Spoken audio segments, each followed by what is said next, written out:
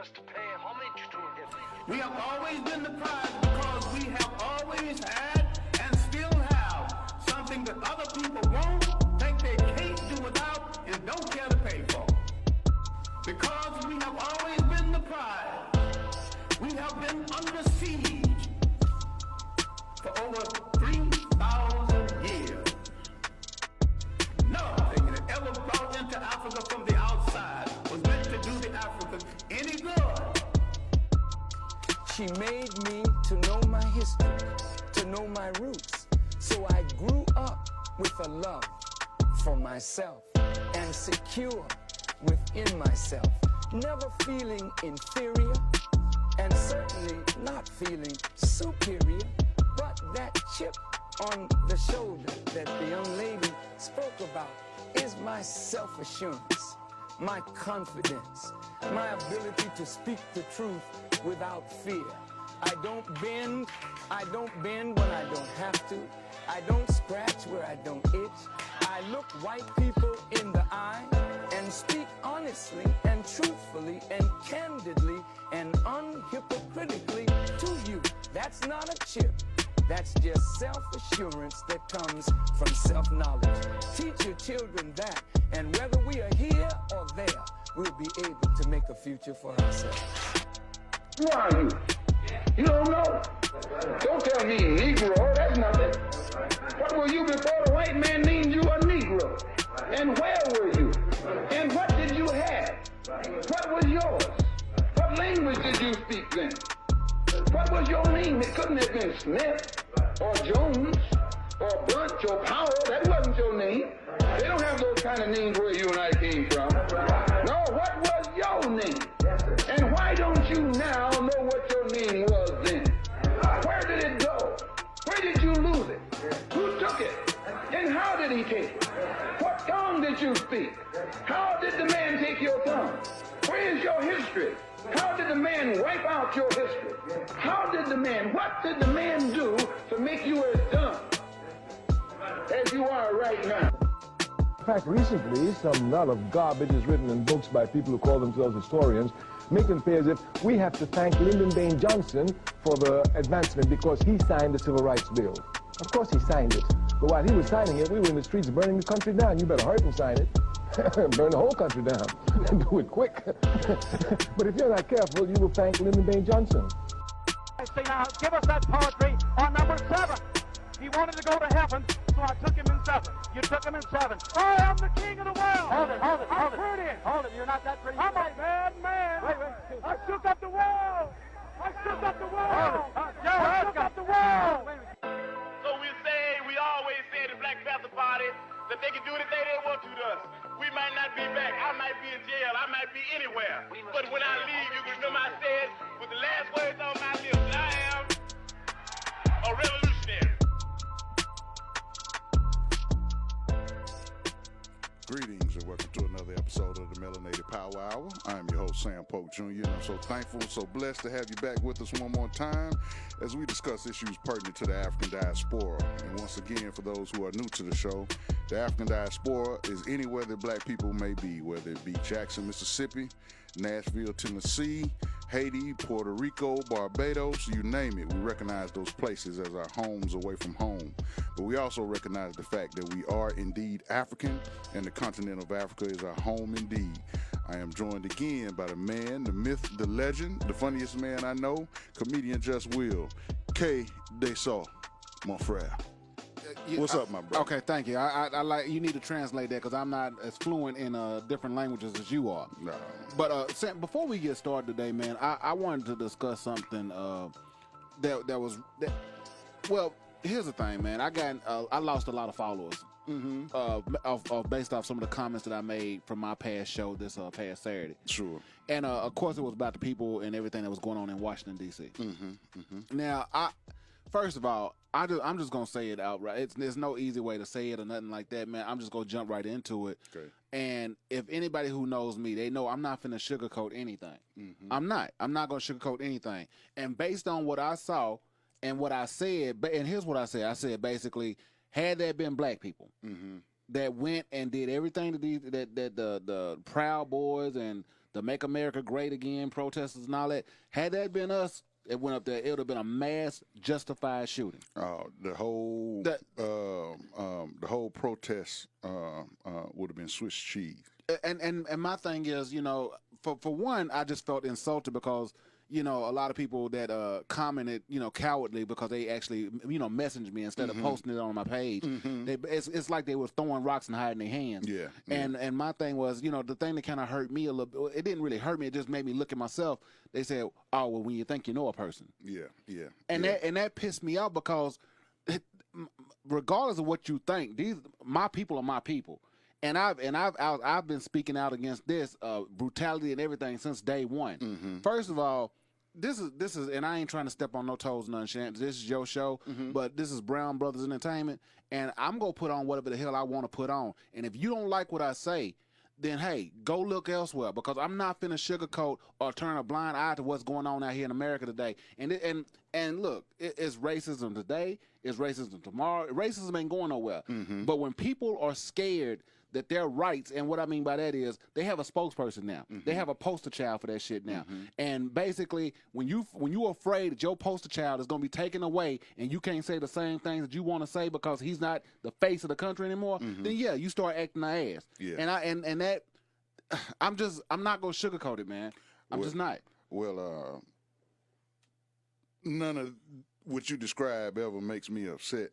It makes me glad when I've exposed another racist, even if he or she is a closet racist or is unaware of the fact that they're racist. You understand what I'm saying? Right. White privilege allows you to not recognize that sometimes. You know what I mean? When you talk about what we witnessed Wednesday when the nation's capital was occupied, what you saw was a tale of two worlds. Let's look at the white world, for example. They have no fear of authority because their whole lives they have been told that the police are there to protect them and to serve them. And for the most part, that's what they did. They protected them from themselves. Take a wild guess. How many people were arrested the day of? And since we were about 5 days removed from that incident, take a wild guess at how many people have been arrested in relations to the insurrection on the Capitol. I'm not sure, but I'm what? 61. 61 people? 61. The day of, probably one or two. But as we sit right here, 5 days removed, it was about 61 people. Now, contrast that. It does me, you know, the sociologist in me, I look at the data. Contrast that with June 1st, when there was some protest regarding George Floyd. Right. How many arrests you think happened? Not since, but the day of. Shit, probably 1,000. 316 the day of. Now just contrast that with what you saw. You saw people dressed in military gear, full riot gear, because of the potential of what was to happen. And nothing happened because as black people, we have been trained to obey authority, primarily out of fear, because we know what will happen to us. Right. What you witnessed was a segment of the population that has no fear of what authority will do to them because they know they ain't going to do nothing. First of all, let me say this. I don't condone taking a life unless it's necessary. I've said that day in and day out. I don't condone taking a life unless it's necessary. But people, and I'm talking to everybody out there. If you are sitting there and you don't have no idea what white privilege is, I want you to take a look at what happened this past Wednesday, dude. From beginning to end, it's just when we protest, we're maced, we're beat, we're arrested, even killed. When you storm the Capitol, that's terrorism. Absolutely. Those were terrorists. Not only that, but it's even more serious when you contemplate that the battle flag of the Confederacy, which most people commonly know as the rebel flag, It's the flag of a foreign country. Because when you look at the Civil War, the South defected and became its own country. That's a foreign entity. There has never been a rebel flag in the nation's capital. Not even during the Civil War. And they even said that. They said during the Civil War it was attempted. They never, but they couldn't get in because they fought them so hard just not to bring it in there. They let them waltz in there, right? Right. Check this out. Our dear brother Raphael Warnock, you know, all of our brothers, and he's a frat brother of mine, was elected to the Senate for the first time ever. A black man elected to the Senate from the Deep South, right? Okay. That's cause for celebration. Let's fast forward. Let's rewind a little bit, rather. Okay. To July 18th, 2017. He goes to the nation's capital to protest Trump trying to undo President Obama's Obamacare, health care, right? Right. How does he choose to protest? He walks in to the Capitol. When he's in the rotunda, he and a few other pastors kneel down on one knee and they pray silently. Guess what happened to him? He's arrested. You hear what I'm saying? Here's a pastor whose method of protest was to kneel on one knee and pray. You can't get much more peaceful than that. And he was arrested, taken away in handcuffs. Now you have white people who not only knocked over barricades, but kicked in doors, knocked out windows, desecrated the rotunda, stole items, entered spaces that the public aren't allowed to, and don't tell them what kind of secret documents and information they stole out of offices when they got in there. First of all, my mother and father, they worked at the post office. Okay, and one thing they told us: opening somebody else's mail is a federal offense. Sure, it's a federal offense. That's a crime. Invasion of privacy. Right, exactly.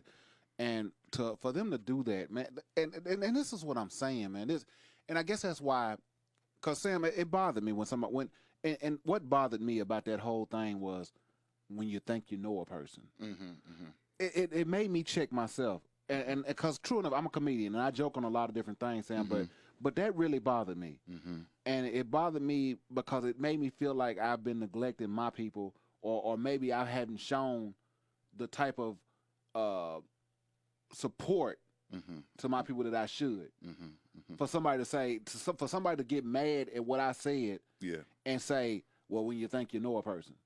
That struck me, man, and because I talked to you before the show, and it bothered me because for whatever you may think, you know, and I can give a damn if you follow me or not, because a lot of them, they said we're not supporting you no more. Well, that's fine. And I lost a lot of supporters. I did. You know, if you don't want to follow the truth, go follow fake news. Exactly. That's what you're following anyway. And just for people who I can give a damn about airplay or whatever, you know, but because I'm not finna sugarcoat something and say something because you want to hear what, you know, you just want to hear that. You want it to be pleasant to your ears in order for me to be successful or get over. I'm not going to do that. Yeah. I'm not, because I can't sleep at night with that. Whatever you believe or whatever you think you may know about me, that's not it. I support my people. I am black till the day I die. Well, Malcolm X said something that got him in trouble one time. Chickens coming home to roost. And when the chickens come home, it never make me sad. It make me glad. You understand what I'm saying? So I'm of the camp that doesn't make too much of a distinction between the Confederate flag and the one we got. Right. So let's not get it twisted, right? Right. But I will say, when you have people like Biden coming out and trying to calm everybody down, that's his job. But when he says, this isn't the representation of America, this isn't really America, bullshit. You know, shut up. Not to be disrespectful to our newly elected Commander-in-Chief. And I voted for him, but be quiet. Sometimes you can't put salt on trash and make it taste good. Call it like it is. This is America. The America we have experienced our whole lifetimes. You getting a little bit of it now. And now they coming up in there to get you and drag you out. It's chickens coming home to roost. And that's the thing. It's not like you said before we get on the air.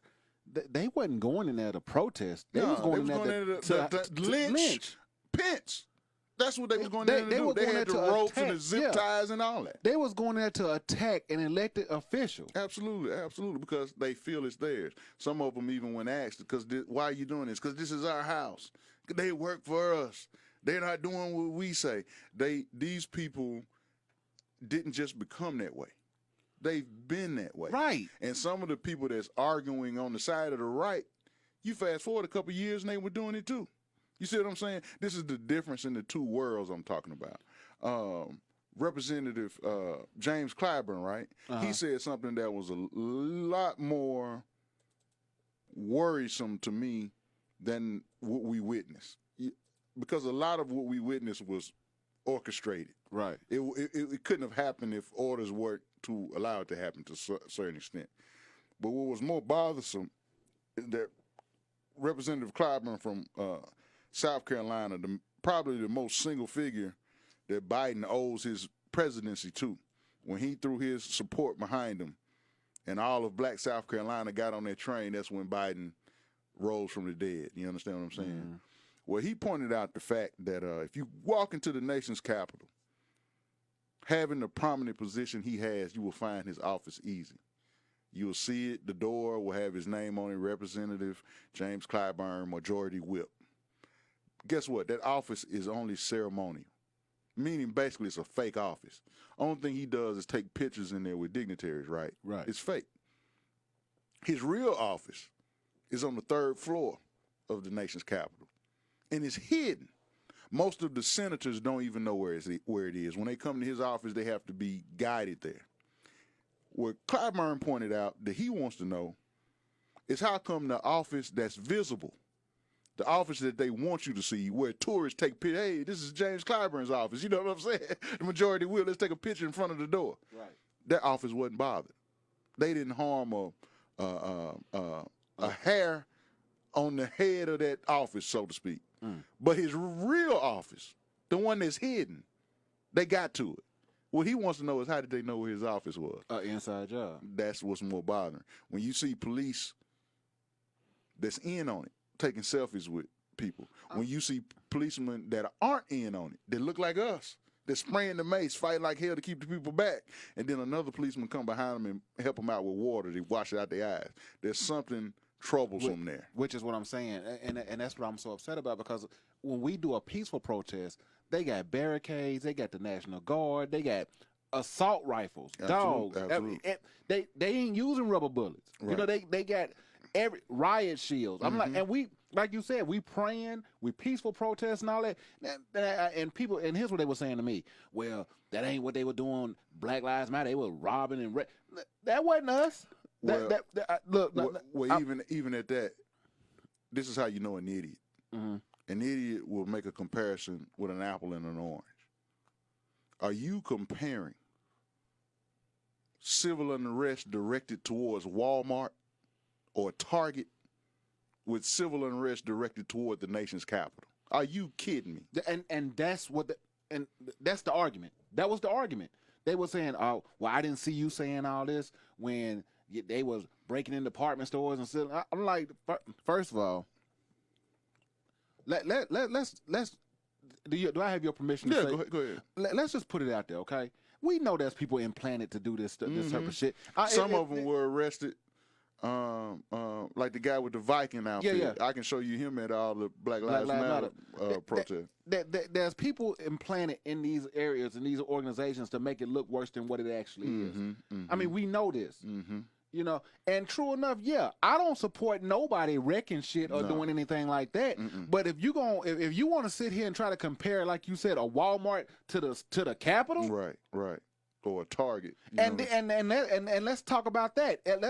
Let's flip it. Okay, since you want to come at me with that, let's talk about how the police were handling that situation where they were shooting. Not only that, but white people, like that one teenager, was allowed to kill somebody. Exactly, he was allowed to kill somebody in defense. He was actually a part of authority in that case, where he was thought to be helping the police, right? Like he was deputized or something. So if we gonna make an argument and we gonna do that, yeah, let's compare it. Here's what I want. I want equality. That's all I'm asking for. And what I mean by equality, if you're gonna do all that shit to the people at the Black Lives Matter rallies and all that kind of stuff, then hell, the Make America Great and the Proud Boys, they need to get the same type of action. They need don't have police moving barricades and high-fiving motherfuckers as they walk in. And I'm sorry about cussing on the show, but don't have them high-fiving and doing all that kind of stuff. No, if you want to talk and make an argument, then yeah, I want equal. I want equality. I want equal all the way across the board. I want you to carry that same action to the mother. I'm not going. Go ahead. I want you to carry that same action to the people who went into the Capitol, and the same way you treat the Black Lives Matter people. Because if that was the case, like I said before, if black people would have went there, it would have been a mass justified shooting. I'm not saying I condone death, but if you put yourself in a situation to where actions like that are permitted, then hey, so be it. Well, when we protest, we get Selma. And when they get protest, they get what you saw. My thing is, why? And I'm sorry, Sam. Like I said, I got a lot of emotions tied up in that. And my thing is, why is it that when we peaceful protest, when Kaepernick takes a knee, he's an animal, but when they do this, they patriots? Well, we've said it before. Nearly full of Junior. If you don't understand what white supremacy is, everything else will confuse you. So. What you're seeing, and most of the people making us think about it, it's not really black people, because we knew this. We was pointing out these contradictions as we was watching it, but for the well-meaning white person who doesn't want to come to grips with white privilege, that's what you saw. You allowed to do things that we aren't allowed to. It just basically comes down to that. And the one lady that was killed, the difference in that is, there was obvious when you saw the brother running up the stairs trying to get away from them. I was going to ask you about that. It's obvious that he got orders along with the rest of the police not to do any harm to the protesters if they were just damaging property and all that kind of stuff, right? So the question is, why did that lady get shot? The reason is she picked the wrong damn hall to go down. And what most people don't notice is that window that they were trying to knock out, the senators were behind there. They were in that hallway. So she just knocked out the wrong window, and she got what she came for. You understand? She got to act a fool. She got to live out her dream of 15 minutes of fame. And the part I'm most happy about is she got to meet all her heroes, George Washington and Ronald Reagan. So I hope she got what she was looking for. I'm going to leave it like that. Last thing I'm going to say about this, the whole Capitol and all that kind of stuff is, man, look, for all the people who decided they wanted to jump ship and go elsewhere, hey, by all means, if you don't like what I'm saying and you don't want to hear the truth, then maybe this ain't the place for you. Yeah, good riddance. And another thing that's driving all of this is fear. And you have Brother Raphael Warnock, the guy that I was talking about, the guy that arrested for protesting peacefully at the Capitol. He is also a pastor, and he's the pastor of Ebenezer Baptist Church. For all those who don't know, that's Martin Luther King's church, old church. He's a proponent of black liberation theology. They use that heavily to scare people not to vote for him, and it backfired on them, right? But there is a larger segment, and it scares the hell out of them that in Georgia, a black man can get elected over a white person. But black liberation theology was being used as a scare tactic to whites. And what they found is, among the electorate, there was more people that identified with him that didn't. You see what I'm saying? Right. And this is what drives them to take something over by force when beforehand you believed in electoral politics. Well, if we can't get what we want by election no more, and it's going to increasingly become a problem for them, because if you look at all youth under the age of 15, they're majority non-white. So what do you think this country's going to look like when those kids grow up? It's over for them. Right. And what you're seeing is something dying and grasping like hell to stay alive, fighting like hell to stay alive. That's what you're seeing, right? And when you associate people like Raphael Warnock and black liberation theology with a seat of power in Washington, you can't imagine how that scares some people in this country, because they tie that into Reverend Wright and him saying, "Goddamn America." I think he repeated the chickens coming home to roost that kind of got him in trouble. But those words scare the hell out of the Trump-ite type person. You see what I'm saying? And that's basically all it is. They're trying like hell to stay alive, basically like a man drowning, trying to gas for air. You know what I'm saying? And that's what you're witnessing. You know, I just say get your popcorn, sit back and watch it, because that ain't our problem. That's their problem. Right. You understand what I mean? Right. Real quick story. I don't know if it's fitting, but in all this gloom and doom, I'm gonna try to make you laugh. Reverend Wright, great, gigantic theological mind, right? Proponent of black theology, which reads scripture a little different than the average person, where he ties everything into our mental and physical liberation, but mental and spiritual first, right? He was raised by a pastor. His dad was a pastor, right? Said he never heard his dad cuss, not one time. Never heard his mom cuss, not once. Okay.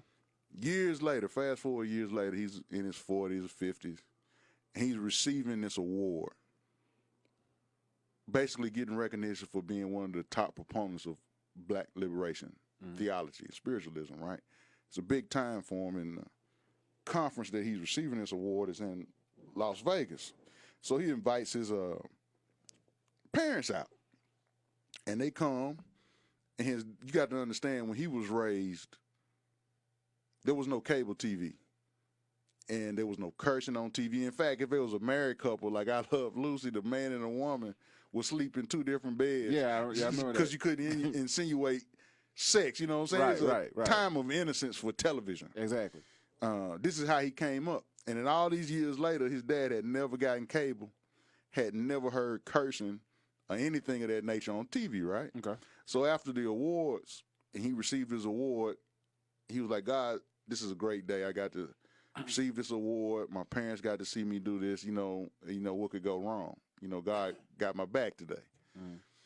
He gets to the hotel a little bit later than his parents, and his dad, his highlight of the trip was, where we gonna eat? You know, when we gonna, that was his thing when he went out of town. Where we gonna eat? Let's eat somewhere. So Pastor Wright being a little bit late, the dad got frustrated. He come downstairs, he knock on his hotel door, and like, "Man, we gonna eat?" And he let him in the door. But what is Reverend Wright watching on TV, Brother Brown? He watching Def Comedy Jam, right? His dad ain't never heard no cussing or nothing on TV. He don't even know that exists. So Jeremiah Wright like, "Oh, shit, man." So he run to the bed looking for the remote. He can't find the remote at all. So he like, damn. On the TV, he hear the guy, I guess it was who was the host of Def Martin, like, "The next comedian comes to the stage, so-and-so, so-and-so." So the comedian come out, his dad like, Jeremiah Wright like, "Oh, no." He looking frantically for the remote. He can't find it. But guess what? The comedian that came out, he sounded like a pastor himself, right? He sounded like they have in church. He was like, "God is good, ain't it?" And the crowd said, "All the time." And then Jeremiah Wright like, "Man, God really looking out for me today. He buying me time to find this remote." So the next thing to come out of his mouth is, "Man, I just want to thank God because I got these hands to hold this microphone and do my work." The crowd like, "Amen." He said, "Man, I got these feet. Some people ain't got feet. I just thank God just for my feet so I can walk out here. Amen, brother." And his dad now got a smile on his face, and he inching closer and closer toward the TV because he enjoying it. He said, "I thank God for my ears so I can just hear y'all beautiful voices. Amen." His dad loving it. "I thank God for every hair on my head, for every stitch of clothing, and for breakfast that he blessed me to have today so I can have a full stomach." Amen. His dad inches from the TV, smiling from ear to ear, just loving it. And he said, the comedian said, he's still looking for the remote, right? He think God buying him this time to find the remote. And so he calmed down, and he kind of looking for it easily. And then he said, the comedian said, "I want to also thank God for waking me up this morning, Because everybody that he didn't wake up dead in the motherfucker. he said his dad fell on the ground like an earthquake. Shook the room. he said for the next 20 years, his dad did not understand that Def Comedy Jam was a show that come on every night. And this shows where people curse worse than that, you know what I'm saying? So for the next 20 years, his dad would tell everybody that, listen, man, you know what kind of stuff they allow on TV in Las Vegas? He thought it was only in Las Vegas. Hey, and it's crazy because I know who that is. The comedian. I just wanted to put that in there, man. Just to bring some humor into the situation. Oh man, let's go on. Let's go ahead and move on, man. Because this brother you talk about today, man. Now I talked to a couple people that are in some of the circles that you run in, man. And they basically said, this is probably a guy you shouldn't try to cover in an hour, man. Right, because he's got a real complicated history and everything of that nature. So they didn't think this was a good idea. Yeah. Well, one of the reasons we have these cigars, for those who ain't listening on radio, you can't see anyway, but for those looking on Facebook, the reason why we have these cigars is because, number one, Eugene Bullard, who is the subject of today's history, was a connoisseur of good cigars. And the second reason is I was told that you shouldn't approach this history because it's too complicated to do it on a show like yours. Well, I'm about to do it, and a cigar is also the symbol of victory, right? So we're going to claim this victory before we do it, and after I do it, I don't have to say I told you so. And this is how you do it. You understand? So let's get it. The history of this man is so powerful. I'm going to try to do it justice. When he died, somebody asked him, what kind of life did you live? And he said, he made a baseball reference. He said, I covered all the bases. So at the end of this, I hope I can just say I covered all the bases. You understand what I'm saying? His name is Eugene Jacques Bullard. You ever heard of him? No. Okay. That's good. But one of the reasons you haven't heard of him goes way back, and among people who do African-American history and studies, they kind of stray away from it unless you're in a classroom because it's too complicated and difficult to hold people's attention. Okay. Now, I may lose a few people's attention, but I'm going to try my best not to. All right? That should be the mark and the skill of a good griot. All right? All right. Okay. Well, just to give a point of reference, in 1959, the most popular show on TV, you know what it was? It was the Today Show. Okay. And it was hosted by a man named Dave Garroway. And his job was to find interesting people to interview. And it would captivate his audiences. Everybody wanted to see this every morning, right? Well, he was pretty good at it. And he would walk into the NBC building and walk across the marble floors and get on the elevator every day, right? On the elevator, there was this black man that drove the elevator for him now. Young people won't quite understand this. But back in this day, you couldn't just get on the elevator and push a button and go where you wanted to. Somebody actually physically had to drive the elevator. You know what I'm saying? Right. It would be bad. Right. Well, Mr. Bullard, in 1959, was the elevator driver or operator in NBC offices, right? He wore a standard elevator operator's cap, a standard elevator operator's uniform, but the difference was what made him stand out is he had a chest full of medals on his chest, right? Garroway got on this elevator every day and not paying half attention to the man, never asked him about it. And one day he looked up. He asked him about where you get the medals from, right? The answer that he would get Mr. Bullard invited to his office for a long conversation, and he was on his show the next day. What Dave Garroway would find out is that this meek, mild-mannered Negro elevator operator had fought in two wars, World War I and World War II. He could speak 3 languages fluently, English, German, and French. He would find out that he was a prize fighter, a boxer so good that he almost won the world's welterweight championship. he would find out that he was also the first African-American combat pilot in history.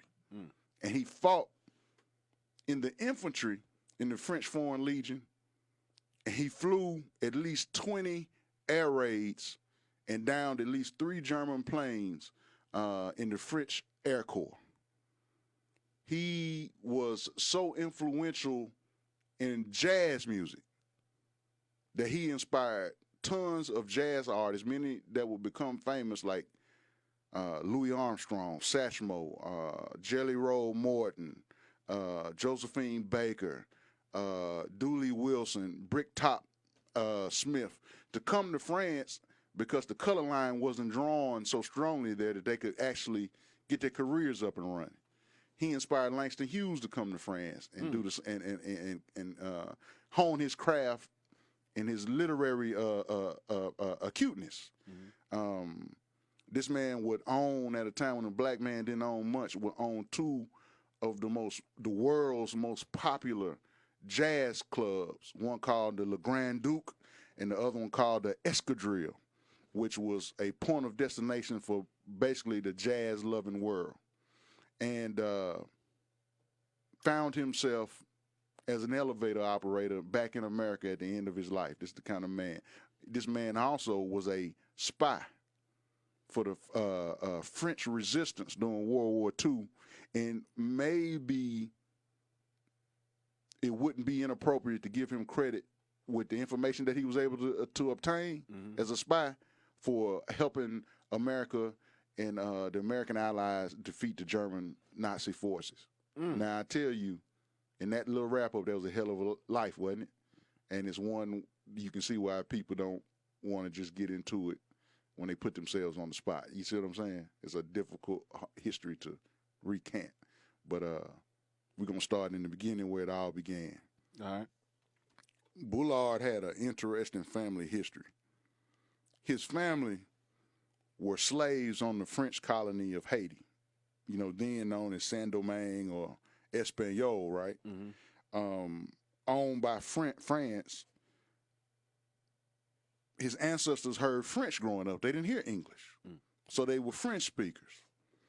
When the Haitian Revolution started, and everyone, if you don't know exactly what happened during the French Revolution in 1805, the slaves in Haiti revolted, and they defeated the French government in the strongholds there, and it became the first and only slave rebellion that was successful, that reached victory. And Haiti is Haiti is a free country to this day run by black people. You know what I'm saying? And that's a history we don't hear much about, but we need to hear about it. You only hear the bad stuff about Haiti, right? That's a subject for another time. But in the midst of this slave rebellion in Haiti, the white people that owned the Bullard family escaped, fleeing that rebellion, right? Because they wasn't playing. They was taking white people's heads at this time. So they escaped to another French island colony called Martinique. And they continued their lives as slaves there. Well, the Bullard family was able to escape. And I don't know why they didn't go back to Haiti, because Haiti was free, but for some reason they escaped to America. And they find themselves in Georgia, and they are able to seek refuge on a Creek Indian reservation. Now, this was smart because any bounty hunter, any slave catcher, any petty roller, they stayed away from this Creek Indian reservation because it wasn't too hospitable to whites, if you understand what I mean. So if you could run away and get there, you were pretty safe. Now, I don't know, coming from Martinique, how did they know about this? But maybe they heard in their travels. I was just going to ask you that because I was wondering what year it was today. Because, why would they go to Georgia at all places? Right. This is around the 1850s. And the Civil War hadn't yet completed itself, but I haven't found that answer. But if I would have thought the smart thing to do was to go back to Haiti because they were free. Right. But it must have been some difficulty in that. So they had if you're getting away from the family that owns you, you have to go where you can go. Right. So maybe they just found passage, and that was the way to get away. Right. Well, Eugene Bullard's father, William Octave Bullard, married a Creek Indian woman named Josephine. And he had a job as a longshoreman. They had 10 children, and Eugene was the 7th. And he used to tell all his children, look, if you want, especially the boys, if you want to live your life as a man and as a free man, what you need to do, if at all possible, find your way to France. Because in France, they treat a black man equally. Now, there are some contradictions there, but in his understanding, that was true.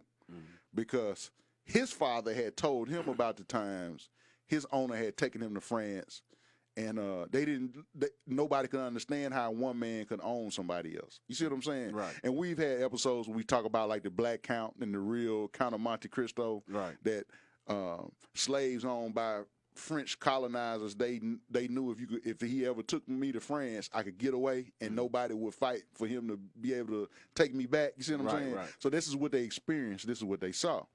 William Octave Bullard, his father, born a little bit before the Civil War was over, he spoke French in his house too. Okay. But he had learned English also because he grew up here.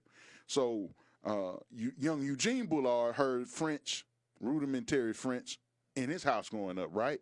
And he never forgot that his dad told him, get to France. If you can somehow get to France, get there. Well, his mother, while he was at working, would ensure that the kids went to school because he also made sure that they had this sense of education. They needed to get an education in order to have a fighting chance in this world. Not just this country, but this world, right? So they all learned how to read and write. Unfortunately, his mother, Josephine, died at the age of 6. And one day, William Bullard came home and he told the kids, I gotta go. And the reason he told them that is because at work, where they were loading on the docks, the boss was actually a slave driver from back in the day. This is post-Civil War, you know what I mean? And this is 1880s because Bullard was born 1885. This is sometime after. And he's about 6 years old maybe when his mother died. And the father had been working hard and maybe he wasn't moving as fast as he should have at the end of the day. So the foreman starts to whip him with a bullwhip, just like the slave days. Whoa, this is his boss? Yeah, but see, the boss before slavery ended, that was his previous job, being a slave driver. But still, this ain't the plantation. So but this is only a few years later, and the mentality of whites is ain't nothing changed. You see what I'm saying? Gotcha. So Bullard, keep in mind, Bullard ain't been no slave. Right. He on this Indian plantation. His forerunners were slaves. You see what I'm saying? Right. So when he starts to get whipped, he picks the foreman up and throws him off the ship into a hole where they was loading the stuff. He breaks his back. He didn't die, but he would remain paralyzed for the rest of his life, right? So he ain't no dummy. He ran home knowing they was going to come get him and lynch him. So he had just enough time to tell his children, listen, I got to go. Y'all are safer or better off at least staying here than on the run with me. And when I get a chance to come back for you, I will. No sooner than he got those words out of his mouth, here come the dogs, here come the clan. So he takes off and running. Bullard would only see his father one more time. His brothers and sisters would see him sparingly throughout their life, but Bullard would only see him one more time. And what's so amazing is that for the next 4 years, under these circumstances with no parental guidance, remember his mama dead, his dad's on the run, he continued to go to school.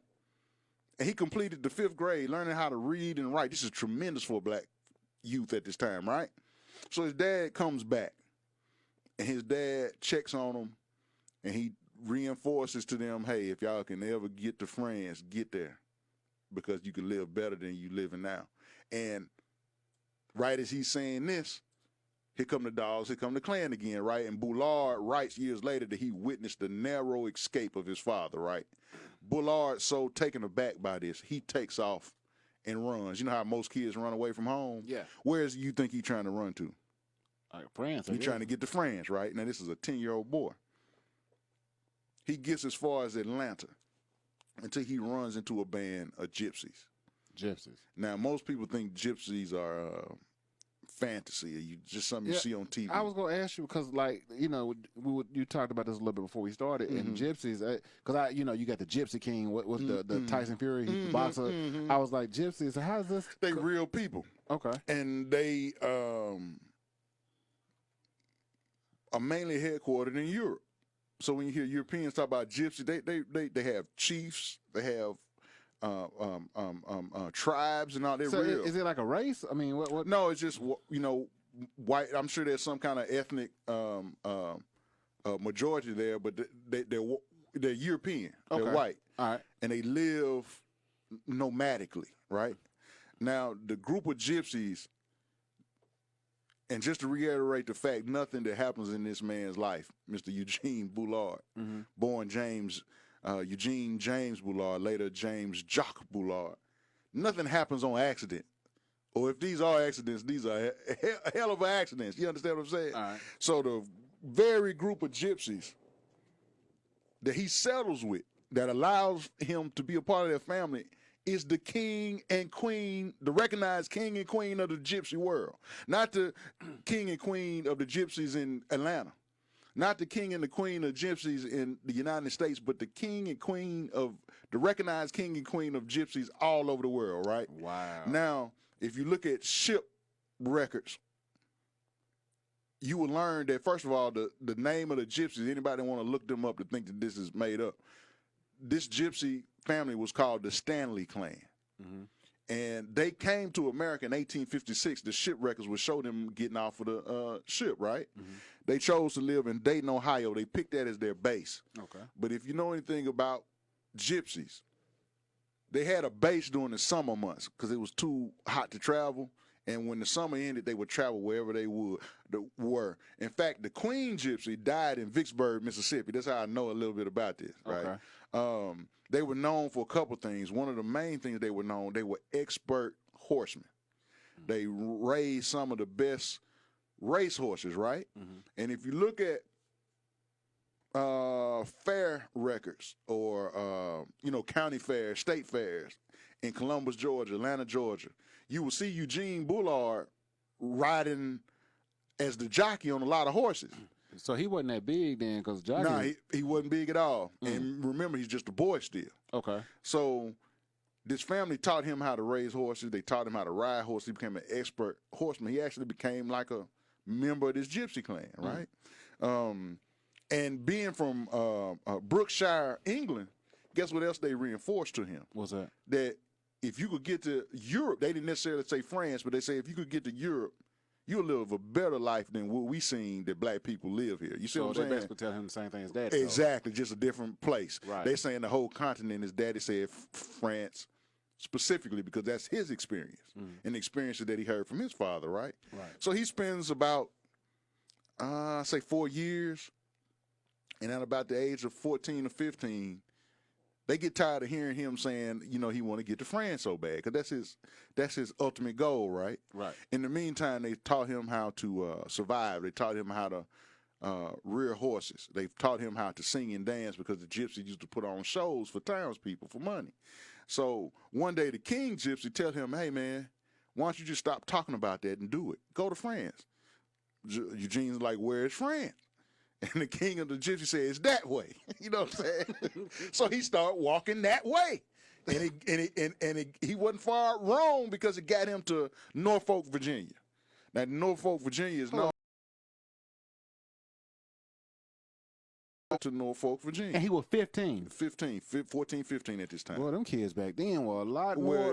Well, necessity is the mother of all invention. So some of the things you think you can't do is just because you don't have to. Right. But if you had to, you do it too. You got the same anatomy he had. You just ain't got to walk no damn way to get in your car. So he get to Norfolk, right?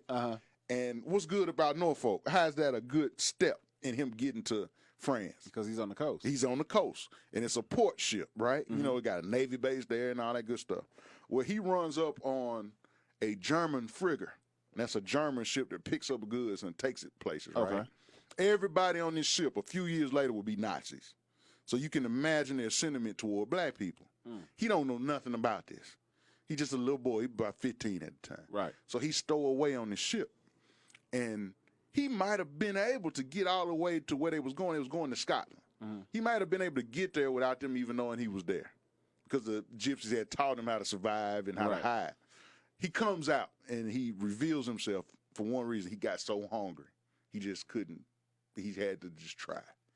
And their initial inclination was to hang him. Some of them just wanted to throw him overboard to watch the sharks eat him just for sport. But there happened to be one German guy on here. And I'm not saying he's a good guy, but his name was Noel. And what Noel did was he speak a little English, and he told Bullard, nobody rides on these type of ships for nothing. You know what I'm saying? In other words, you got to be able to keep this ship going to earn your keep, or else I will personally throw you overboard and feed you to the sharks. So he taught him how to clean. He would clean the deck, swab the deck or whatever. He taught him how to cook so he could cook for the crew. Eugene, taking it upon himself, a lot of the song and dance he learned with the gypsies, he would entertain them and sometimes have them falling out in stitches over these gypsy stories and his singing and his dancing, right? Before you know it, they become to like him so much, he's like for lack of a better way of putting it, the mascot of the ship, right? And everybody's looking out for him at this point. In fact, when they get to Scotland, you know what they're supposed to do with him, right? Turn him over to authorities. Absolutely, because he's breaking the law. He's a stowaway. But his older friend, Noel, who's a grown man, but likes him, he escorts him in a disguise personally to the interior of Scotland so he won't get arrested. You see what I'm saying? That's how much he enjoyed him and enjoyed his company. And they really kind of became friends during the time. He looked out for him. Well, Eugene got another unique talent that you will learn a lot of people have, more than you think. What's that? He has an ear for languages. Okay. Of course, he speaks English. Right. He speaks French just by listening to the little broken English that his dad can't quite shake, because that's all his dad spoke. And he can speak French, probably rudimentarily, but he can speak it enough to get right. By, yeah. If he ever got there. Guess what else? Guess what other language he picks up? Probably German. German, while he was on the boat. That time from getting to where he was going, the guy, Noel, spoke a little English, but he had to learn that to keep up. So he's fluent in German by the time he get to Scotland, right? So this is a sharp young man. He can listen to people talk and just pick it up. But like I was saying about him walking to Norfolk, that's all children do. Don't nobody teach a child how to talk. How did they just start talking? They listening. You're right. And you see what I'm saying? But some people have, that skill is gone from us at about 3 years old. Some people grow up and have that skill. They usually make a lot of money being interpreters and that kind of thing. Right, you see what I'm saying? It's a skill just like playing basketball, born with it. Well, when he gets to when he gets to Scotland, the first thing he thinks is, this French language is a made-up language. This ain't real. You know why he think that? Because he think he in France. And he ain't in France. The reason he think he in France is because as a 16-year-old boy, he only think two places exist on the whole planet, America and France. So when he get to Scotland, you know what I'm saying? He like, man, these people talk like me. They sound funny, but they speak in English. Well, eventually one of the things he learns is that this ain't France. And it's a bigger world than I initially thought. And number two, I got to find a way to make a living because I'm starving again. So one of the things he does is he has a lot of different odd jobs. He works at a fair where, them people that you throw the ball at their head or you throw the ball to sink them in a pool of water. Right. He does that for a while. Then he gets a job as a longshoreman. Why? Because he know that kind of work, and that's what his daddy did. But he's a boy.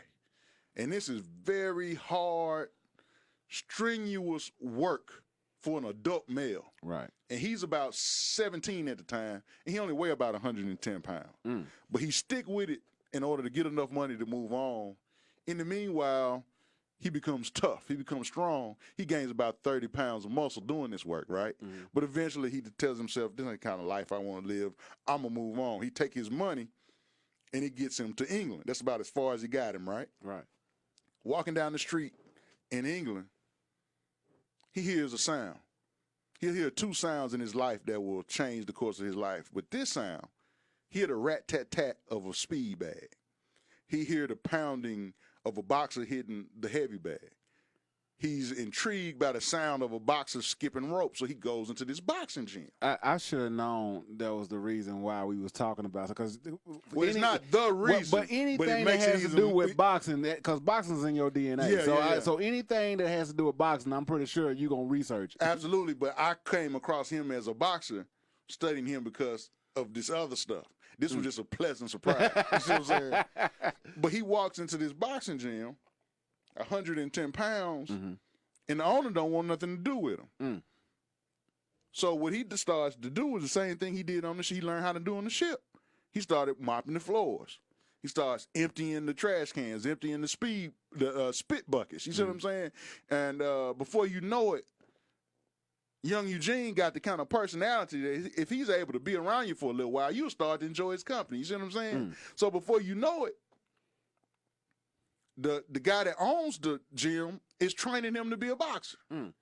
And before long, he's whooping everybody in there. Now, as a boxer would go, I'm going to test your history a little bit. What African-American boxers are in France at this time? The dude that we talked, they got a movie about him. He was champion. Jack Johnson. Absolutely. Okay. Yeah. Jack Johnson is in France because he's escaping persecution for having married a white woman. Yeah. He in France boxing. Also, the Dixie Kid, Aaron Brown. Now, Jack Johnson was the first black heavyweight champion of the world, but he wasn't the first black champion. That's Joe Gaines. He was the first black lightweight champion. That's like 1895. And Dixie Kid was the champion about 1903. Dixie Kid, that's Aaron Brown. Yeah, right. So those names are lost on a lot of people listening, but if that was today, that would be just like saying Sugar Ray Leonard or Floyd Mayweather. You know what I'm saying? Gotcha. So they were famous. And they come to the attention, or Eugene comes to their attention as they're training one day, right? First, Jack Johnson wants to spar with him. Keep in mind, Jack Johnson, 220. And at this time, young Bullard is about 140 pounds. Now, I'm not telling you Bullard whooped Jack Johnson. I don't believe that at all. But what I am telling you, he was so good that Jack Johnson hired him as a full-time sparring partner while he was in Europe. Hold up. So you telling me that this guy right here that we looking at, and he sparred with Jack Johnson and he was hanging with Jack Johnson? Gave him such hard work that Jack Johnson wanted him as his sparring partner, because the harder your sparring partners are, the easier it is in the ring. You see what I'm saying? Right. If you're a basketball player and you Michael Jordan and you practice against people at the Y every day, you know, you're going to get whooped on the NBA court. You need competition. So that just goes to show you how tough he was and how good his skill was to even be able to survive. Not for a round, not for two, but on a daily basis sparring Jack Johnson. You see what I'm saying? Well, anyway, the Dixie Kid, Aaron Brown, is the world-recognized light heavyweight champion. He got that championship a little suspiciously. They think that the other fighter the referee was kind of in on a fix, right? But nevertheless, he's still the champ, and he's still bad. So he escapes to France to kind of. This is Aaron Brown. Yeah, to make as much money as he can. So he thinks that Eugene is so good, he wants to be his manager. So he becomes his manager. He manages him for 40 fights. Eugene's 40-0. He's fought in Egypt. He's fought in Russia. He's fought in England. And the goal was to get him a heavyweight champ. I mean, a shot at the welterweight title, right? Right. Only thing in Eugene's mind is to get to France. And he's thinking his boxing will give me enough money to where I can get to France. Fighting. At this time, his name is recognized with Aaron Brown, the Dixie Kid, Joe Gaines, Jack Johnson in Europe.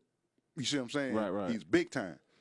So he gets so high up in the contendership, he gets a shot at the welterweight title. Guess who the opponent is? Who? The Dixie Kid. Oh.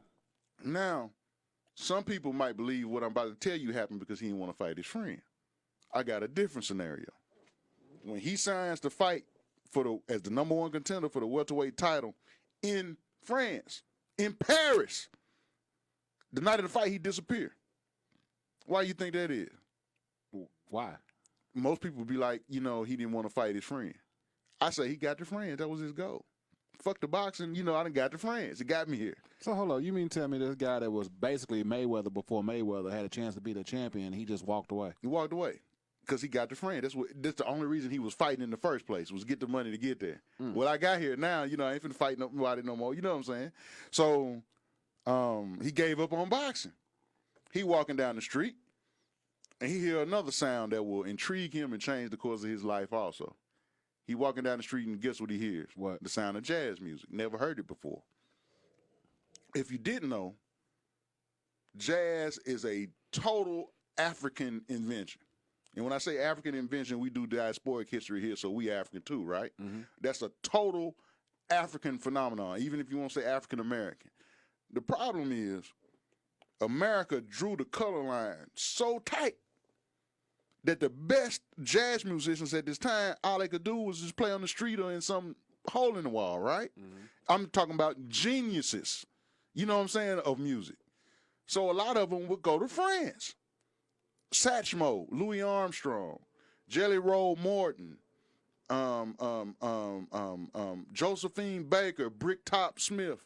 These people would go to jazz and become Luther Vandross over there. You see what I'm saying? Because the white people wanted to hear it. The white people wanted to buy it. The white people would stop at nothing to come to see him.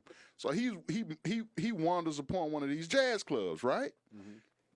He meets some people in most people won't understand this, but during the history, you know, at that time you had something called a minstrel show.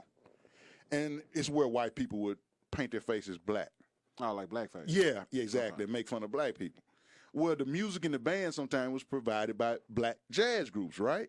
So he be learning that singing dance routine, slapstick kind of humor from the Gypsies. He joins them. The group is called the Freeman's Pickaninnies. Now, for people who didn't know, if you know somebody black with the last name Freeman, that was indicative of you being a former slave. You know what I'm saying? I'm a free man now, Freeman. Freeman's Pickaninnies.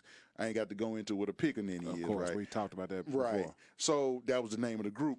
Guess what he learns to do in a matter of days? Play the drums like an expert. Because he didn't want to do that slapstick comedy. He wanted to play jazz like he heard, right? So he learns the drums so well that when the Freeman's Pickaninnies' next trip was to Russia, he abandoned them too. They couldn't find them. And so he went right back to that Montmartre district, the famous jazz district of black musicians. Right. He walks in and auditions for the house band in this club called the Grand Duke. Gets hired. He starts boxing again during the day. So he's fighting, making money, and working at the Grand Duke at night. Once he saves up enough money, he buys his own club. And he names it the Grand Duke too. Well, I'll put it like this. He don't change the name. He bought it from the owner, right? So guess what his club becomes? What? It becomes a beacon for jazz intellect. His house trumpet player was Louis Satchmo Armstrong while he was in France. You see what I'm saying? Guess who his piano player was? Dooley Wilson. And for anybody that don't know who Dooley Wilson is, you ever seen Casablanca? Yeah. The old movie? Yeah. You know when Humphrey Bogart walked by the piano and he say, "Play it again, Sam." You know that? Yeah. See, that's Dooley Wilson. That's Dooley Wilson playing it. That was Eugene Bullard's house piano player. You see what I'm saying? Now check this out. Guess who the female jazz singer was in the club? Who? His girlfriend. Guess who she was? Who? Josephine Baker. So that's why you had me with this picture up. Now, that's his girl? Now, he ain't no more than 20 years old yet. You see the life he lives? He ain't over 20 years old. So you yet. mean hold up. He already done He a bad boy. He was almost a champion in boxing. He guy got Josephine Baker as his girl. Well, let's look at it like this. He done escaped the Klan. He done grew up with gypsies. He done survived stowing away on a German fritter with a bunch of men that's gonna become Nazis in a few years. He gets to Scotland at the age of about 15, when most 15-year-olds couldn't find their way from Walmart if you left them there. Right. And he got the wherewithal to pick up the languages of the people he's been around. Right. Get to France by way of whooping half of the best boxers in the whole world. get there, learn how to play the drums because he likes the sound he hears coming out of here, and becomes a member of one of the most popular jazz quintets in France, starts boxing again, makes enough money boxing and playing the drums at night to buy the club from the person that owned the one he was playing in, and hire Louis Armstrong, who was in France playing in all the clubs, as his house trumpeter, hired Dooley Wilson as his piano player, and Josephine Baker, who was his steady girlfriend at the time, as the voice of the band. You see what I'm saying? If you put that in, I mean, that's like, I mean, you can't even make that shit up. I mean, well, not make it up, but I mean, just trying to picture that in today's, it's crazy. Ain't nobody like that around. You see what I'm saying? You can't make this guy up. Now check this out. You say he's just 20? He ain't over 21 yet. Now check this out. His place is such a beacon for jazz music. Remember, this is like the roaring 20s is almost here. It ain't got here yet, right? Yeah. But preceding America's roaring 20s is what France would call the wild years. And this is when black people brought all this art, all this literature, the precursor to the Harlem Renaissance. Yeah. France got it a little bit before that. So this jazz is called the wild years, right? Okay. So his place is a beacon for artists. Pablo Picasso was a regular. He was literally a starving artist. Pablo Picasso would come there and paint in the corner and listen, and he would be there for two reasons. He was broke, a starving artist, and most clubs would kick him out. Right. Eugene Bullard let him be in there because he was already famous. He just would make, painters don't make a lot of money until they dead already if they were good. You know what I'm saying? Right. He could come in there. Picasso would do to cut his ear off. Yeah, right? Okay. yeah. Bullard would feed him from the kitchen, the cafe, and he could just stay there and paint. And what Bullard said was he worth all the free food in the world if people would come in here because Picasso in here. See the genius in that? Who cares about giving him a free meal when 20 people paying admission to get in here just to see him paint? Dude. Now check this out. Ernest Hemingway is in France at this time. Mm-hmm. Ernest Hemingway is in there. He ain't making much money on his novels yet, but he will soon. Right. He writes a novel called The Sun Rises Too, and there's a black jazz club piano player in there, and is based not loosely but heavily on Eugene Bullard. And at the time, Ernest Hemingway can't pay for his drinks, but he could drink champagne all night in this club because why? He's already famous. Mm-hmm. And Eugene Bullard said he's worth all the free champagne in the world if other people will come in here just to watch him. See what I'm saying? I want to say this, man. Okay. Because being an artist myself, mm-hmm. and being homeless, mm-hmm. and just, not homeless now, but yeah, back, yeah. When I was coming up, mm-hmm. for a man to do this and put artists in this type of situation, right. I'm already in love with the guy, man, mm-hmm. because of for what he's doing and what he represents. It's True. just, it's great. Absolutely, he's responsible for a lot of legends. I mean, that you do know, but you don't know him. I mean, that's mind blowing, Sure, man. If sure. it wasn't for this guy, we wouldn't know. A lot of these people. Now check this out. Around this time, mm-hmm. a little bit before the Harlem Renaissance kicks in full gear, mm-hmm. poets and writers, future literary giants would go to France, mm-hmm. because that's where Paul Robeson would go. That's because that's where W.B. Du Bois would talk about, they don't treat black people in sort of the same way, right? Mm-hmm. And that's the Paul Robeson. Well, that's Eugene Bullard getting attacked by the police trying to protect Paul Robeson years and years later in New York. But we'll get back to that. Okay. But a young man named Langston Hughes, inspired by that, goes to France to try to see if he could have more success there than he had in England, right? Yeah. But he's a starving artist too. Ain't nobody buying his damn poetry yet. They don't know who he is. Mm-hmm. You understand what I'm saying? Yeah. So he loves jazz, and he's heard of Eugene Bullard, and he stumbles up in his club. And guess what? Eugene Bullard gives him a job as a dishwasher. So he was washing dishes in his club? Washing dishes in his club. But guess what he was doing during the day? Probably writing. Honing his craft as a writer. And just like Hemingway over there writing, and just like Picasso over there painting, he would feed them, and he could make a few dollars washing dishes, and eventually get back to Harlem and take the world by storm. But he honed his craft in Eugene Bullard's club. And you researched all this and found all that information? Sure, I'll show you how to do it in a minute. But he ain't 20 yet. So let's move. What happens around this time, 1914, 1915, 1916? I'm not sure. World War One. Okay. Now, I'm not saying it's justified, because we all know that racism comes in a lot of different forms and fashions, right? Even when it kind of seems like it's nice in your face. It's France, right? Right. But because his father had fed him so much on Get to France, because, you know, it'll treat a black man equally. Right. And his father before him, he loves France so much. When World War I starts, what do you think he wanted to do? He probably wanted to fight for him. He wanted to fight for him. Two things. He couldn't fight because he was too young. Right. In France, you had to be 20. And 21. He was 20. And he was an American. So you can't just join the military. But they found a way to get him in.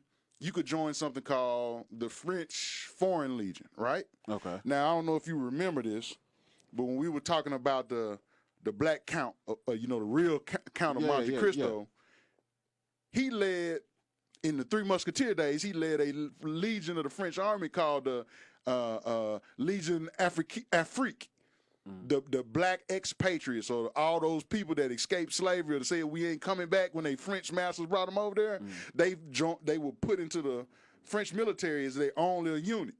By the time Eugene joins the French Foreign Legion, it's called the Morocco Division. Morocco is in Africa. You see what I'm saying? Right. It's comprised of ex-black patriots, ex-runaway slaves that had come over there years and years prior, maybe the second generation thereof.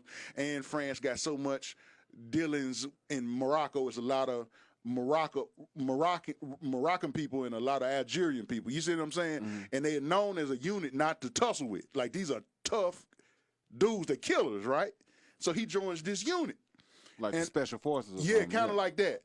And he joins their infantry, the most brutal fighting that you could find in World War I was being executed, or you know, by this unit, this foreign legion, or the Legion d'Afrique. You know what I'm saying? And he comes to prominence in military history for the first time when he's put in charge of this military gun unit. Now, not like a machine gun unit, not like a machine gun you thinking about today. But this machine gun was a heavy thing, man. He had to physically be operated by the whole body. He sat up on this big tank-looking thing. You see what I'm saying? Yeah.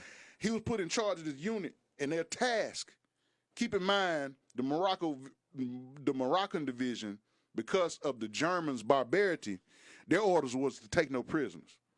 So the Germans hated them because they didn't take nobody prisoner. They just killed them. You see what I'm saying? Right. He put him in charge of this military gun unit and told him to control this flank over here, while the regular soldiers were engaging in war over here. They didn't have to worry about being attacked from behind, right? Right. So this machine gun was keeping the Germans at bay. The problem with the technology at the time was if you shot it too rapidly or too much, guess what happened to it? It probably overheated. It overheated and it jammed. When it jammed, the soldiers fighting the regular war, including the soldiers with Bullard, they took off running. Why? Because the Germans were like, oh, shit, they ain't shooting, something wrong. Here they come, right? Right. So most of the soldiers started abandoning it. Guess what Bullard do? What? Bullard stands up on the machine gun, unzips his fly, and pees on the machine gun. Guess what that did? Cooled it off. Cooled it down, and he could operate it again. By that time, the reason these soldiers was running away because the Germans was coming, right? By the time it cooled off enough the way he could operate it, they were right up on him. And guess what he did? He laid their asses down. He killed every one of them. And then when some of the Germans showed up and said, how many, who killed all these people? He said me. He said, what unit killed these people? He said, I'm the unit. You know what I'm saying? But he said it in German. You know what I'm saying? So this became the stuff of legends. You know what I'm saying? They're writing stories about him. So he's known. I guess one of the stories was if you see a black man pissing, just leave him alone. Leave him alone. You know what I'm saying? Leave him alone. And don't piss him off. but anyway, they're writing about him. And he's known throughout Europe and Northern Africa as like a superhero character after that, right? And in America, it's not like the military forces in America don't know about him, but they making a concerted effort to keep him out of the press because they don't want black people to gain any aspirations by reading about him. You see what I'm saying? So one thing that happens during this feat of daring do, I guess, him peeing on the thing and cooling it off, he gets grazed by a bullet. Now, he calls it a flesh wound or a head injury, but it was more serious than you think because it got progressively worse, and what would end up happening was he couldn't walk. He would have to learn how to walk again. So they took him to it was serious, man. So they took him to the infirmary, and as he's getting better, they're like, look, man, you ain't gonna be able to, you ain't gonna be able to fight no more. This breaks his heart because all he wanted to do was help friends out of this situation, because his friends helped him so much, right? So he's brokenhearted, but he's in the infirmary with all kind of soldiers, and there's a pilot, a fighter pilot in there, and he was like, man, you was a machine gunner, right? You the one that peed on the machine gun. Yeah. At this time, the planes couldn't shoot themselves. They had a guy on the plane in the back with a machine gun sticking out the window, and he would shoot at the other plane. You know what I'm saying? Right. So he said, man, I need a machine gunner. So you can come to machine gunnery school, flight school, and be my machine gunner. So he's happy again. So he's able to do it. Before long, what about anything that I've told you about this man would make you think he would be satisfied just to sit in the back of that plane and shoot? He want to be the ace. He want to be the pilot, right? So he enters into flight school. And in his club one night, this white guy from America makes him a $2,000 bet. That's a lot of money in 1916. Hell yeah. That he could not become a pilot because black men weren't smart enough to become pilots. So in 1916, Bullard, completing his flight training, receives his license, number 6950. You can look that up. And he becomes the world's first African-American combat fighter pilot. Now, why do I say African-American and I don't say black? There's some contention that there's a guy from Africa who was a fighter pilot a little bit before him. But what do we say? I said the first African-American. You see what I'm saying? Right. Still big. You know what I mean? You understand what I mean? Right. At a time when in America you can't fly at all if you're black. Well, the guy don't quite have $2,000. Eugene had it, but the guy don't have $2,000, right? Right. So he give him a couple hundred, and he's like, man, I'll get it to you when I can. Guess what else the guy had? What? He had a pet monkey named Jimmy. So Bullard said, give me the damn monkey. Keep the rest of your 2,000.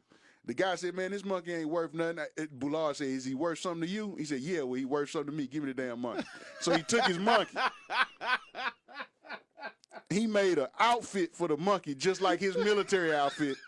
And the monkey, Bullard flew 20 missions. The monkey is on the airplane in all 20 missions, bro, as his co-pilot. You can't make this up.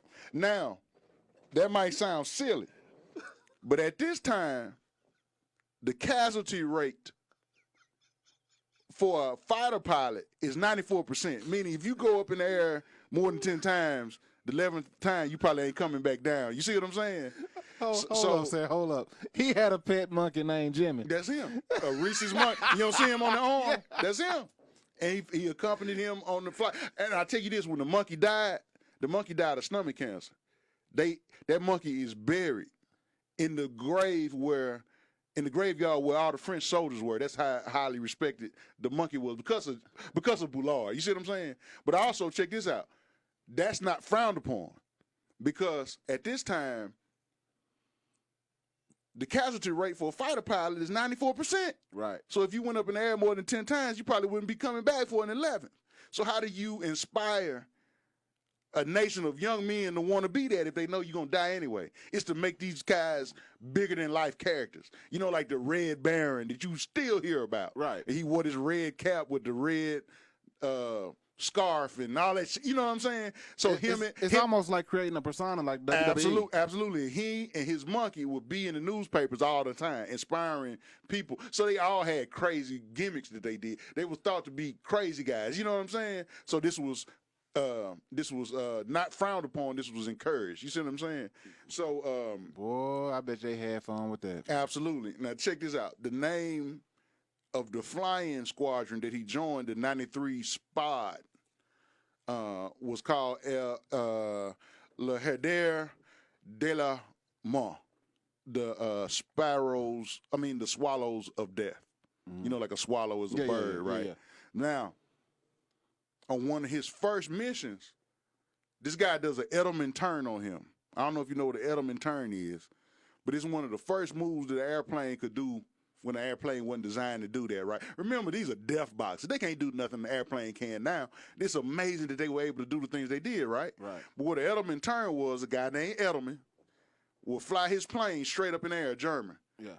And he would go up until the airplane couldn't go up no more, and it would come down reverse like, and he would end up behind you and just shoot you out of the sky. You see what I'm saying? Right. He killed so many people like that.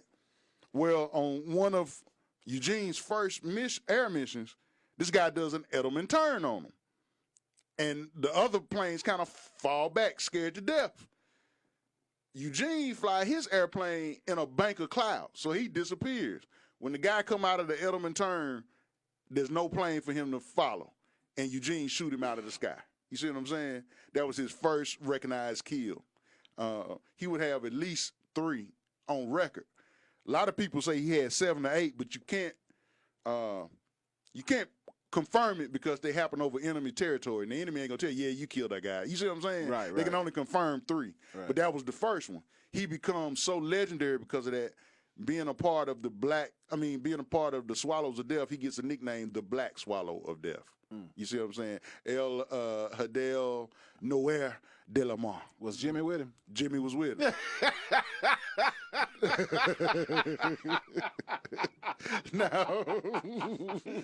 Now check this out. Jimmy was a bad monkey. Now, after he does this, right? Mm-hmm. He's world famous, except for America. Why you think that is? Because blacks wasn't allowed to fly anymore. Blacks wasn't allowed to fly, Yeah. and the military and the government made a concerted effort to keep him out of the paper so you wouldn't know about him, right? So, World War I over, he go back to his life in the clubs, running his clubs, being a celebrity on that level. He invites another jazz singer over named Bricktop Smith, Ada Bricktop Smith. If you've never heard of her, she was the Beyonce of her day in terms of jazz singing. Very influential. Go listen to some of her music, man. It's a little staticky, but it's good. Even today. Can you hear it on YouTube? Probably so. Okay. But even today is good. You see what I'm saying? Uh-huh. Now, he would break up with Josephine Baker for her, right? And then he would break up with her because he ends up marrying a lady named Marcelle, who's a white lady, a French socialite. Now, you can say he was a ladies' man, but his relationships were always contentious, and they didn't ever work out. But when I tell you, but when he married the French white lady, that marriage lasted for 7 years, and they had 2 daughters. But think about it like this: certainly the French lady, the white lady, she was a rich aristocrat, and she was attracted to him because he lived the fast life, right? Yeah. But when she got married and settled down, she wanted to go back to her tea and crumpets and the sophisticated life. She didn't want to hang out in no jazz club at night. You see what I'm saying? Yeah. Somebody like Josephine Baker, very sophisticated. Even though she grew up in America and Jim Crow, her parents could afford her some of the better things in life. You know what I'm saying? She knew how to tell a salad fork. You done spelled it out, Sam. Look here, man. He was a hood brother. Yeah, exactly. It's worse than that because, Bricktop Stevens, she had been to college. She ain't finished, but for a black person in 1916 to go to college, a woman, she was used to a certain level of sophistication. This is a young man who didn't grow up with a mom and daddy, escaped the Klan, was raised by gypsies, spent time on a boat with German sailors, came to manhood around a bunch of boxers, and spent his life in a jazz club and became a sailor that killed people in the infantry. He smoked, he drank, he cussed, he fought every night. That don't get along with Willie Gilbert. You see what I'm saying? So he wasn't a bad guy, but you got to tell the truth about him. He was a rough customer. You see what I'm saying? Right. So that don't mix too well. You see what I'm saying? So Wanda, the white girl, was the only one to stay married to him 7 years because they put up with stuff a little bit longer. Well, even she didn't put up with it for about 7. But that was why those relationships didn't work out. You know what I mean? But guess what happens around this time? World War II. Okay. Now, when World War II comes along, one of the biggest differences in World War I in terms of the French theater is that the Americans are involved now. And because they got better technology as far as planes and training, they allow the Americans to take over the foreign air corps. You see what I'm saying? Okay. Guess what they don't allow Eugene to do? What's that? Fly. Because it's mainly Southern white men. Hold up. So you mean tell me after all this stuff he done did, they don't care nothing about that? Not these people coming from America. Not these white men. The same men that kept him out of the papers and the press on purpose. You see what I'm saying? So they put him back in the infantry. Now, I am not a proponent of giving somebody press that don't need it. But do me a favor before I forget. Put this man up on the screen, Dr. Edmund Gross. Now, some people, he's a hero. You know why? He discovered the Red Cross. But this is the no good BMIC. This is the no good motherfucker that told Bullard that he couldn't be a pilot because they didn't recognize his training. He's the reason he couldn't fly no more. Now, I just wanted to show everybody, Dr. Edmund Gross, the man responsible for the ambulance and the Red Cross and all that good stuff. But just like all the good stuff George Washington was responsible for, don't mean a damn thing to me because he owned my people as slaves. You understand? He was a racist, no good bastard. And I just wanted him to get the proper fame that he deserved, all right? Get him off the screen, man. Now, Bullard go back to the infantry. But what happens is he gets hit with shrapnel and it destroys his back. He actually really got to learn how to walk again, right? Take a while. Twice. Yeah. So after he heals up, miraculously, he tries to box a little bit, some more, but he understands that ain't going to work. He started losing. You know what I'm saying? So he still got his club, and his clubs are flourishing. Matter of fact, he got 2. He owns the Le Grand Duke, and he owns the Escadrille. Now, Escadrille was the name of the flying squadron he was with, and the club is actually designed like an airport. On the outside, it's got sandbags all around, and it got a hangar as the driveway. You know what I'm saying? It's tight. And he's making money hand over fist, man. And because he couldn't fight no more, he's approached by members of the French resistance. Now, those are the people that after Germany took over, they were fighting underground to get control of Germany, but Germany was really in control. You see what I'm saying? Okay. A man named Charles de Gaulle was the president of Free France, the underground resistance that was still trying to fight, right? Okay. He would later become the president of France. But he comes to Eugene and offers him a job as a spy. That's him years later as the president of France talking with an older Eugene. Okay. He offers him a job as a spy. He becomes, in the European world, the first recognized black spy or counterinsurgents type person. And that's a picture of him as a spy in his own club. Hold up. This brother done fought. He dated Josephine. I'm not going to forget that, Josephine Baker. He dated her. He done Bricktop Alley too. She's just as big as Josephine Baker. You just don't hear about it as much. And then he the first James Bond. I mean, this dude done did. Absolutely, that's a great way of putting it. The first James Bond. Now, the reason he approaches him is because he got these nightclubs, right? Now, the Germans love them some jazz. They don't give a damn about a Negro, but they love hearing the music. You see what I'm saying? So guess where they come? To his clubs. Now, guess what he learned how to do when he was on them ships? Was it speak German. Yep. So he can. Now, these Germans, right? These Nazis, they don't respect black people's human beingness, if that's a word. Right. They don't respect them as humans. So the last thing they would expect was that a black guy could speak German. Right. German being one of the most complicated languages, supposedly, they don't think that a black person is able to speak it primarily because they ain't never heard one speak it. You see what I'm saying? But what he does, he has a handler. And the handler will come in every night and say, hey, Gene, you got a cigarette?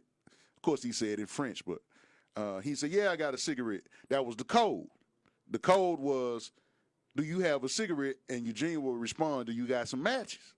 So he would give him the matches. He would light his cigarette. He would go off. And he would just stand there, serve them guys drinks. You know what I'm saying? If they could speak a little French, they would conversate back and forth because he was a celebrity. And he would write everything they were saying on the matchbox. When he filled it up, he would say, hey, man, you got a cigarette? I got a cigarette. You need a cigarette? I need some more matches. The guy would bring him some more matches, light it. He could write some more, right? Man, he wrote things down for them that you could almost give him credit for winning World War II. We're going to get into that in a minute. But what ends up happening, man, one night, he cleaning up his club as it is, by the way, he owns the most popular boxing gym also with 2 world champions training in there. Al Panama Lewis and young Jack, lightweight guy that kind of looked like Jack Johnson that was a champion too. So he's very successful. But one night, the club is closed. Real quick, by the way, put up a picture of this white guy named Blink McCluskey. Blink McCluskey was a boxing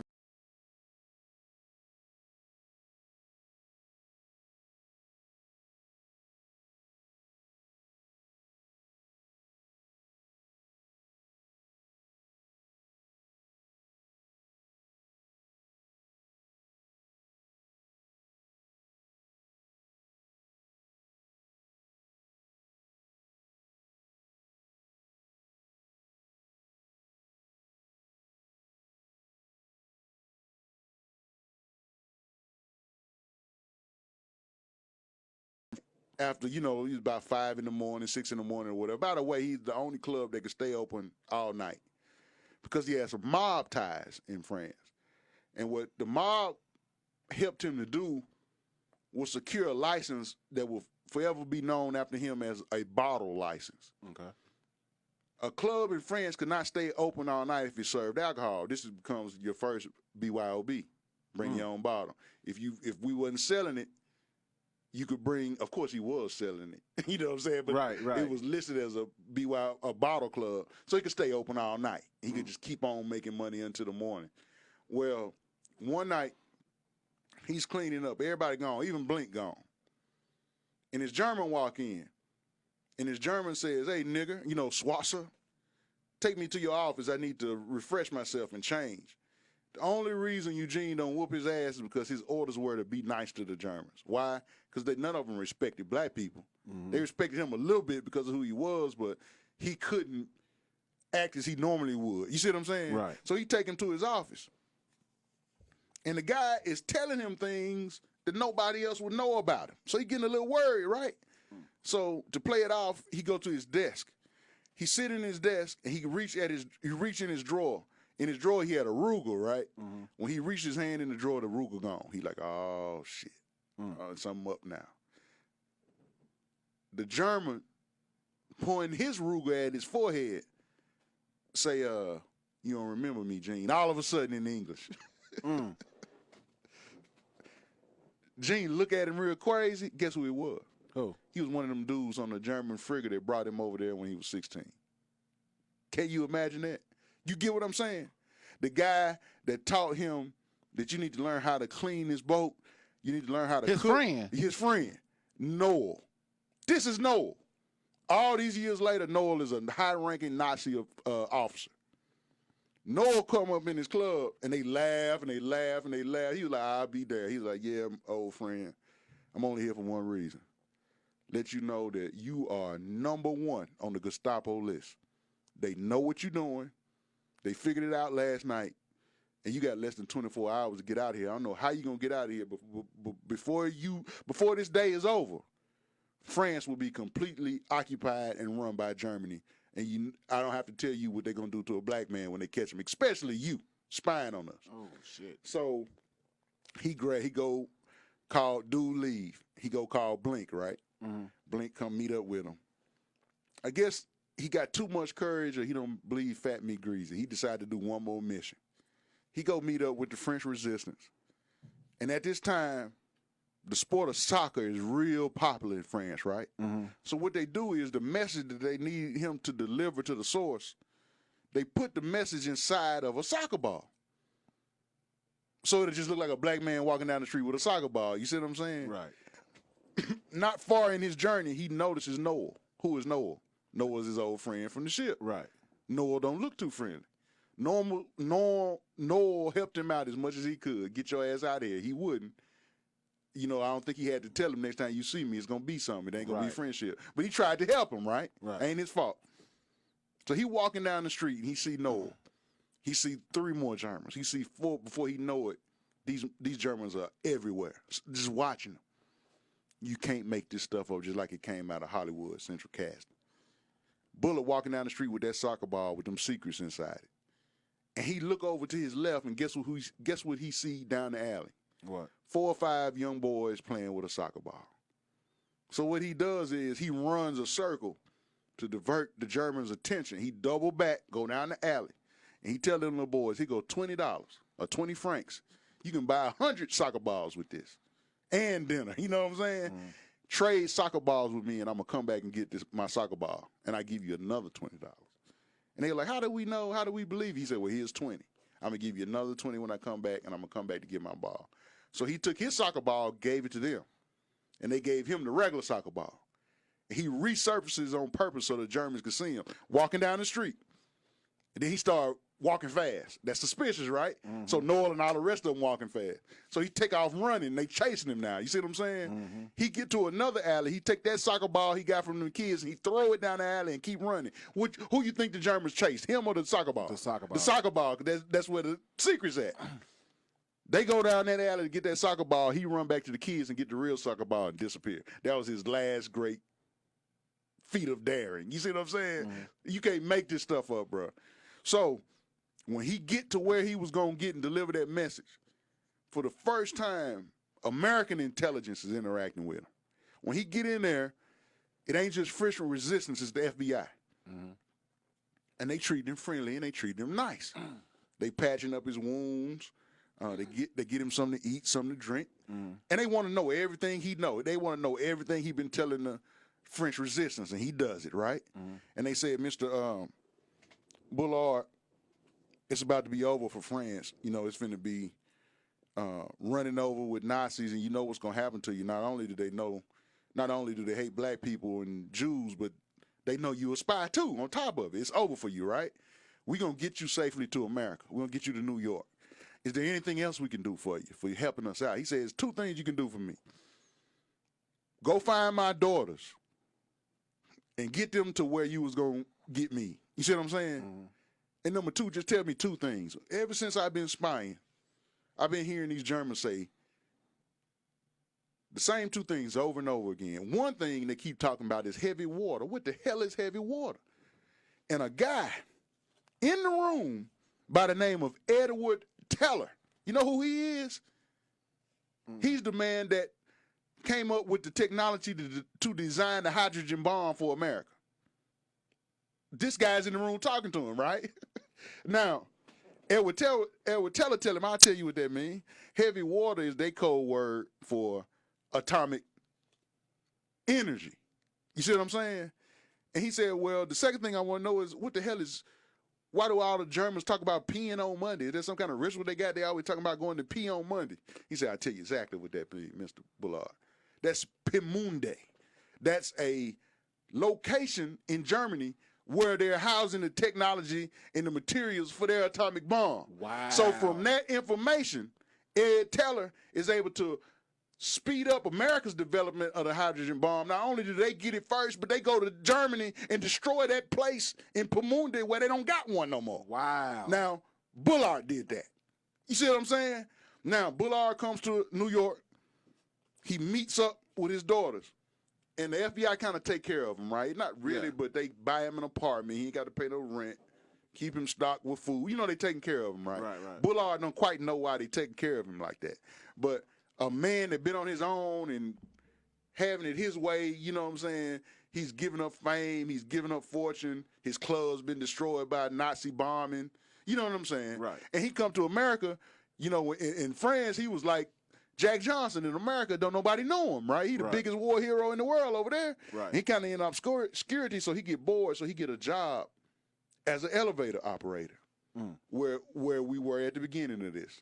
When I told you the story about him going to the Today Show, you see what I'm saying? Now, one thing he hasn't done is find out what happened to his family down in Columbus, Georgia.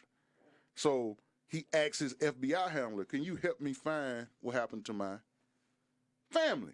And they say, okay, sure thing. We'll get back to you in a couple of days. They come back, sure enough, and they tell him, Mr. Bullard,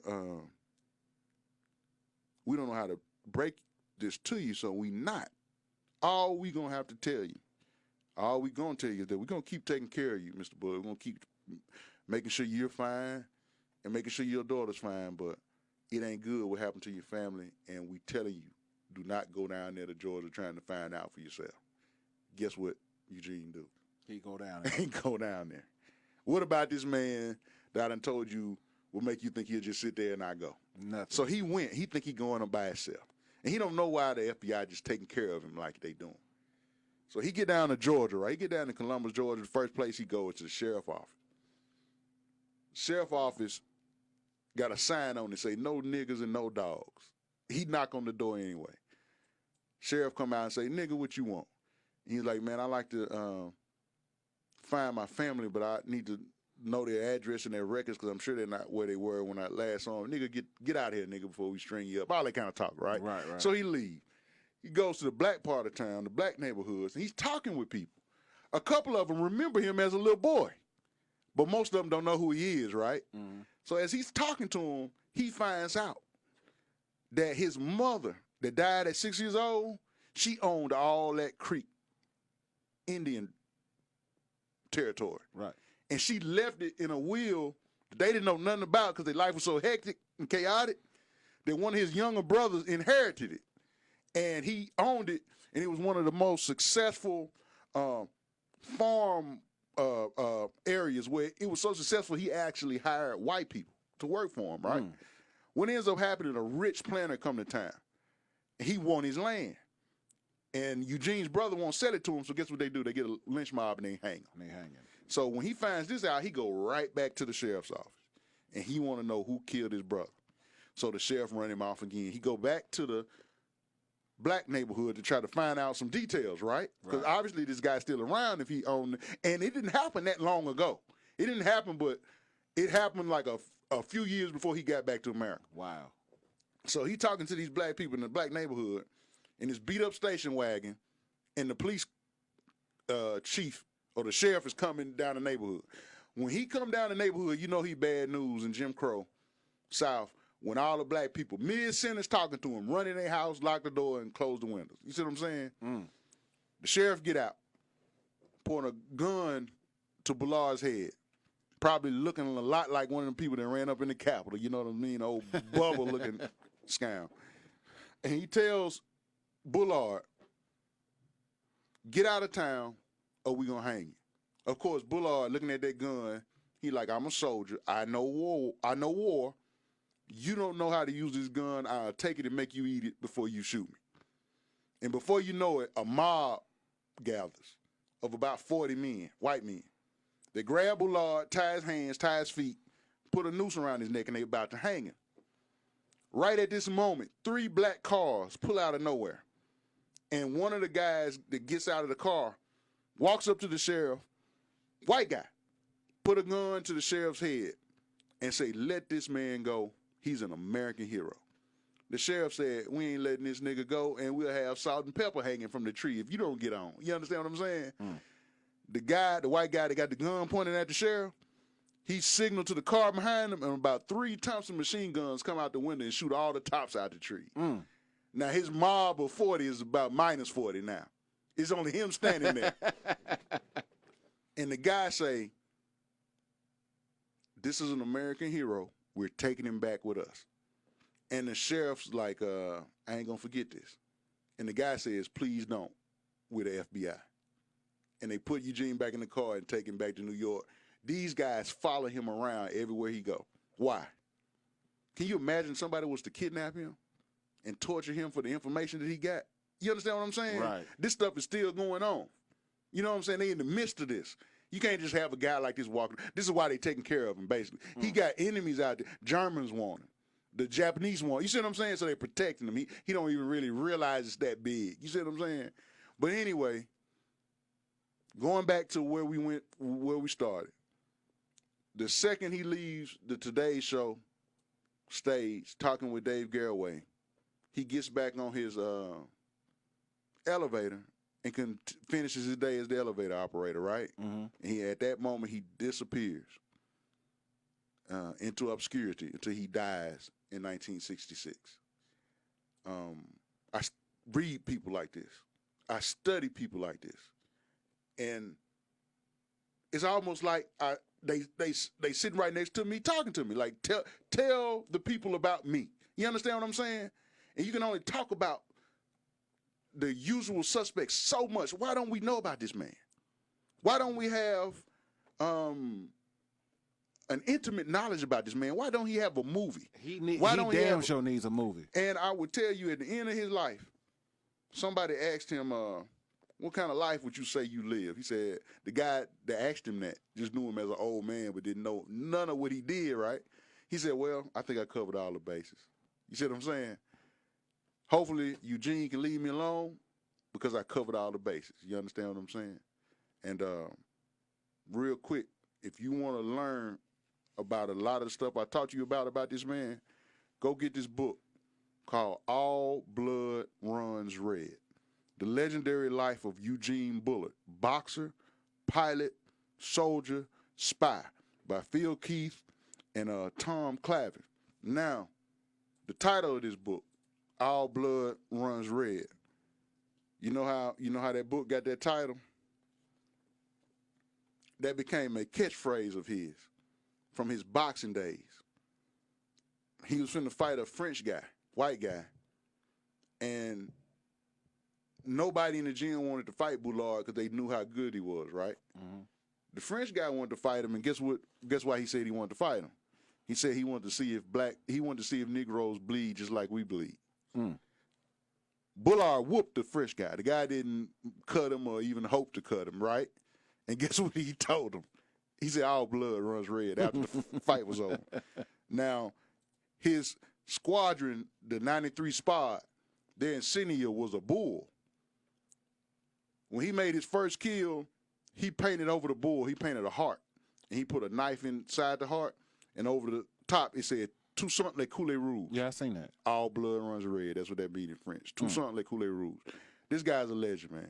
Another book you can find out some about him is The Black Knights, the story of the Tuskegee Airmen. This book is not about him, of course. It's about the Tuskegee Airmen.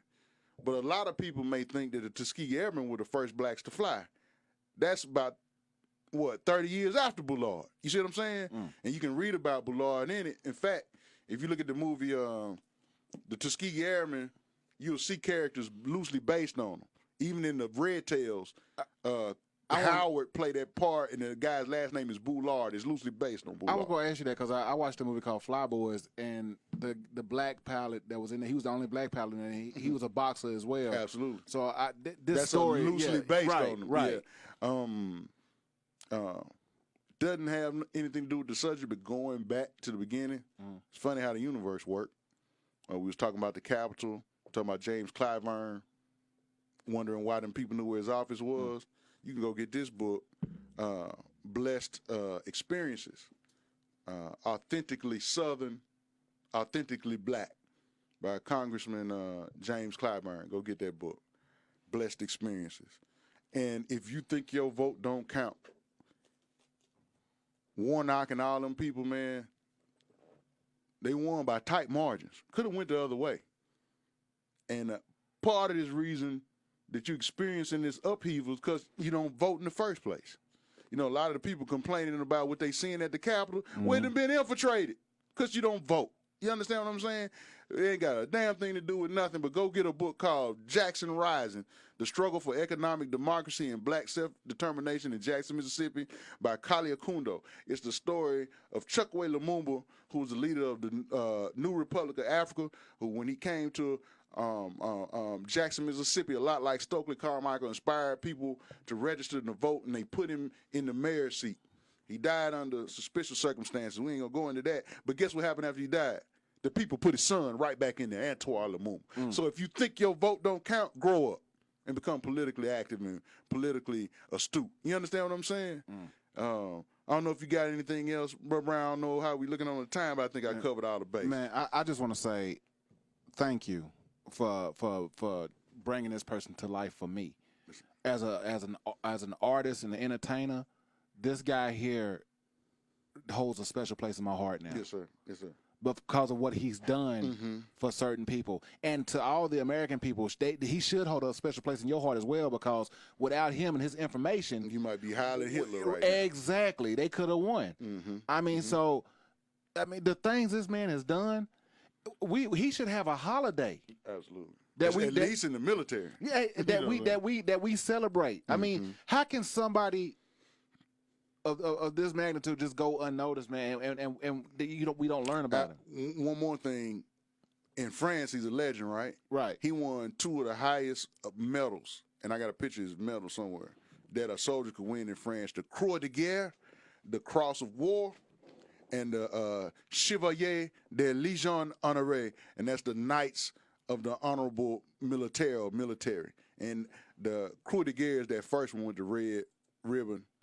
And I don't quite know which one is the Chevalier de Honoré, but it's in there along with the other 15 awards he won. I think the picture got a little cut off, but he won even more than that. You know what I'm saying? Wow. But he was the man, and somebody that February coming up, you school teachers that have a Black History celebration or remembrance of Black history every day, put that man on one of them days on the calendar. Eugene James Bullard, died Eugene Jacques Bullard. You understand what I'm saying? 2 songs like Kool-Aid rules, all blood runs red. And in the words of the great Harriet Tubman, no song, we out.